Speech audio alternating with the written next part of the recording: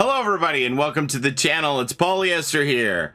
And well, last night we were streaming. Remember, I have accepted Twitch partnership and I'm only streaming on Twitch now. So if you haven't seen me stream on YouTube in the last week and a bit, that's why. I would love to see you over there on Twitch. And remember, if you're somebody who was always watching the VODs on the YouTube streams, you can do the same thing on Twitch and go back to the channel and watch the streams. It's not just for live content. You can watch VODs on Twitch too. Would love to see you over there. Anyway, so we're streaming on Twitch last night, just about to wrap it up. It's right after 3 a.m., closing down stream, and a kind viewer came into the chat and said, Paulie, did you see what Dead by Daylight just posted on their Instagram? And I said, what? Dead by Daylight is posting on their Instagram at 3 in the morning? Surely this is a joke, right? But I played along and I typed up Dead by Daylight Instagram, and sure enough, they had posted something on the Instagram at 3 in the morning. And here is what it is. So this is their Instagram here, and down here we had this post which says, new things coming in October with this body butter, whatever this is, and all these little trinkets and plants. And I'm like, what the heck is going on? So new things coming in October with a skull and a rose here. And then they took two different views of this this setup, a picture, the soil and everything. So let's talk about what this means. So looking at these photos, it seems almost certain that these are teasers leading up to the mid-chapter patch and things that are going to be introduced in that patch. One of the things that is rumored to be arriving are these Boon Totems. We saw a description of Boon Totems in the tutorial, which has since been removed, but it was there talking about how survivors are going to be able to bless dull totems with these Boon Totem perks. Boon Totems is something they told us about on the 5th anniversary stream, that it was going to be a new type of mechanic coming into the game. I think this is alluding to that. King and I have a bet, by the way, about the timing of the arrival of these Boon Totems. If the Boon Totems do come out in this mid-chapter patch, I have to eat this little Nitro, the world's hottest gummy bear, which is the equivalent of 9,000 jalapeno peppers. 9 million on the Scoville scale. So if they don't come out in the mid-chapter patch, then King has to eat it. But if they do, then I have to eat this. So stay tuned. Anyway, the Boon Totems are going to be things that are beneficial to survivors. We don't know exactly how they're going to work, but I do believe that this picture is talking about that. So in the Instagram post, they had a skull and flowers. We see some dried roses or some dying roses here. Perhaps this is the way that a survivor is going to bless a totem by wrapping it with flowers. They're just gonna, I don't know, reach in their pocket and pull out Zuzu's petals and wrap it around a totem, and then that's gonna make it into a blessing. Not really sure how that's gonna work. So we see the little crow skull here. There's another skull. There's this container of Parmesan cheese or lotion, whatever that is. I'm not sure. It puts the lotion on its skin. I don't know what this is. And then we have a plant in the background, and then 3 little trinkets here in the front. And looking at these, we talked about it with chat at the end of stream last night. It looks like obviously the most clear one is this little Jade Turtle. Then the one to the left of the Jade Turtle seems to be one of those geodes that you break open and it has crystals inside. We talked about it perhaps being Amethyst. And then in the foreground of those two items, we couldn't really decide if that was a Hematite stone or Onyx. It's very shiny, so I don't know. I'm leaning towards Hematite, but we couldn't just say for sure. So what I did is we looked up some of the properties of these particular gemstones to try and give us a clue of maybe what the Boon Totems would do in relation to these kind of elements. So we'll start with the Amethyst here. Amethyst is said to promote serenity and calm. People who use these gemstones may find them as a way to reduce their anxiety and perceptions of pain. So it remains to be seen how these Boon Totems are going to work at all. But with this blessing kind of sounds like maybe it would be something that would help the entire team. I'm not sure. Or it could be an individual thing, like when you cleanse a totem and you have inner strength, that only helps you. Perhaps it will be an individual modifier for whatever the blessing is, or maybe it'll be for the whole team. We'll have to see. So promote serenity and calm, reduce your anxiety and perceptions of pain. Perhaps that could give like an iron will effect to the whole team or the individual. But why wouldn't you just run iron will instead of taking the time to give yourself iron will? So it seems like it would be more likely to be an effect that would help everybody, because otherwise you just bring iron will, right? So that's a possibility for the Amethyst Boon Totem. Then if we move on to the Jade Turtle is a symbol of longevity and stands for good health. So that could also be a positive modifier to survivors' health. Perhaps they would, I don't know, be able to heal faster, something like that. I don't know. Then moving on to the Onyx, we have, it says, okay, Onyx is a protector of evil, and Onyx Stone offers up powerful vibrations of protection, strength, focus, and willpower. That might be something that would like help you with skill checks, make skill checks bigger, something like that for your focus. And then finally we have the Hematite here, which the Hematite is a great stone of healing and serves as a stone of great healing power, and also for its ability to serve as a protective cloak. So perhaps that one, the Hematite Boon Totem, might give you this blessing of the ability to hide your aura or your scratch marks, some kind of a protective cloak from detection of the killer. So, you know, I'm just spitballing here. I could be completely wrong about all of this.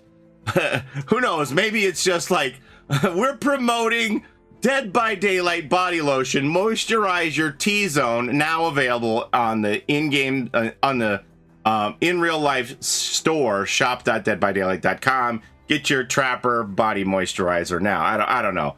But yeah, so that's what I got from the 3 gemstones. Now, as far as this lotion comes in, we were talking about it last night, and the skull in the post, people think that this might also be signaling a Halloween event. We know that Dead by Daylight said that they really want to give us a knock your socks off Halloween event this year. They said they were scaling back the minor events to focus on their big events, which are the anniversary events and the Halloween event. Now, the anniversary event, by all, you know, everybody's estimation, I'll consider that to be a 4th anniversary 2.0. That wasn't a real big change from the previous year. So that wasn't the big knock your socks off moment that we were expecting.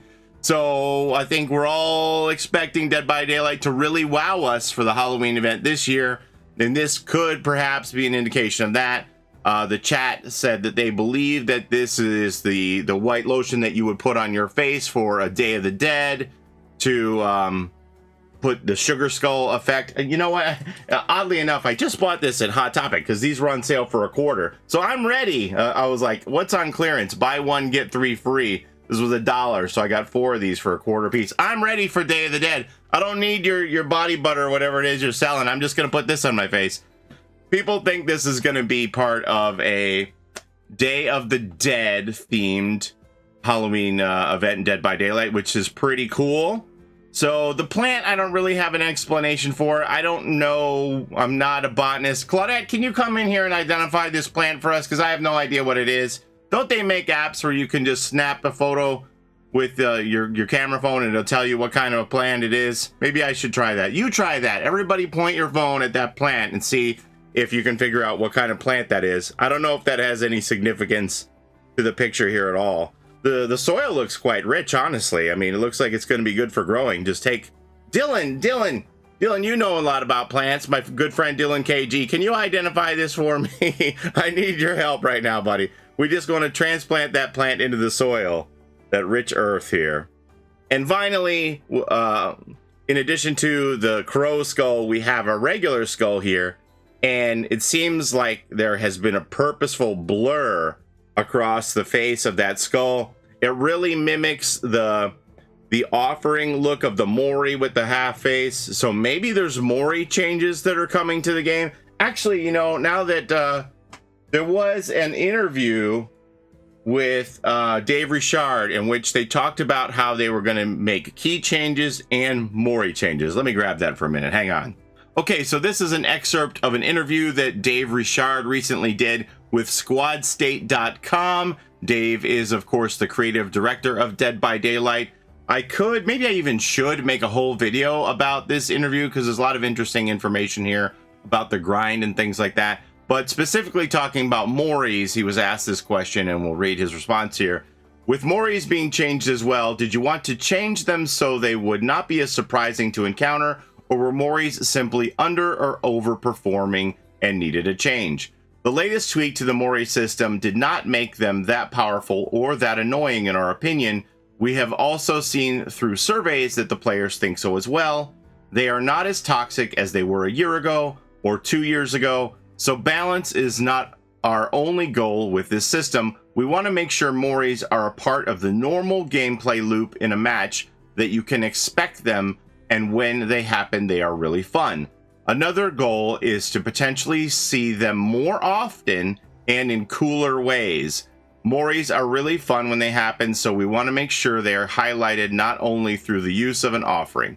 We are also going to add counterplay for the survivors so they're able to do something to prevent a Mori kill. It will be something similar to how Michael Myers feeds. If you see the killer stalking, you know that a Mori will happen. This sounds cool. So perhaps these pictures here of this skull are indicating those Mori changes are coming very soon.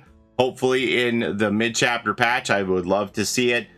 This interview talks about other things like key changes and stuff like that too. So before everybody freaks out about the change in Moris, but the keys still exist, what is happening with the balance in my game? This stuff is coming. I don't know if it's coming in this mid-chapter, but they are working on it. So yeah. So this is what's happening. This is the clues that we have. It's time for the little sneaks to trickle in. Have they ever done teases like this for a mid-chapter? I mean, I guess we've seen like mid-chapter teases of map changes, but nothing like this. So I'm really interested to see what's coming in this mid-chapter patch. And is it really going to be the Boon Totems? Am I going to have to eat the little gummy bear? I'm pretty sure I have to eat the gummy bear. I knew this was high probability of a losing bet with King, but King's coming off of 2 losses. King needed a win. So I'm like, all right, I'll take the bad side of this bet for him. Give him a win. But oh man, I am not looking forward to eating 9,000 jalapeno gummy bear. This is going to be pain. All right, we'll see what happens. So that's all I have for you today. I hope you found this interesting. Looks like we're ramping up for Clue Week again, and I love it. This is my favorite time of year to just get these little seeds of information to come in, and we try and figure out what they mean.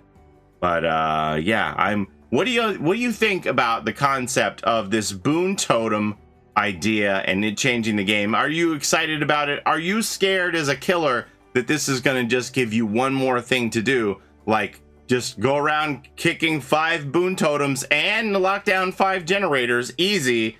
It does sound like a lot of juggling for the killer to do, more work for the killer. So I am a little fearful for the killer community on how these Boon Totems are going to work, how powerful they're going to be, and how necessary it will be for the killers to eliminate them, how easy they're going to be to set up. So all this remains to be seen. I wonder if you can only put a Boon Totem on a dull totem, will there be a reassembly process? Will killers the meta shift to using all hexes to prevent survivors from using Boon Totems? Or will it be like a part of setting up a Boon Totem is you can destroy a hex and then reassemble a totem yourself? It's all very interesting to think about, and I can't wait to see what's going to happen. Let me know what you think about all this. I'd love to hear from you on it. But in the meantime, that's all I have for you as of today. So thank you so very much for watching. As always, don't forget to like, comment, and subscribe. Ring that bell like a wraith so you don't miss the next video. And we'll see you next time. Take care of each other in and out of the fog. Bye-bye. It's a Gen Rush life for us. It's a Gen Rush life for us. Set a hiding, we do gens. Set a randoms, we got friends. It's a Gen Rush life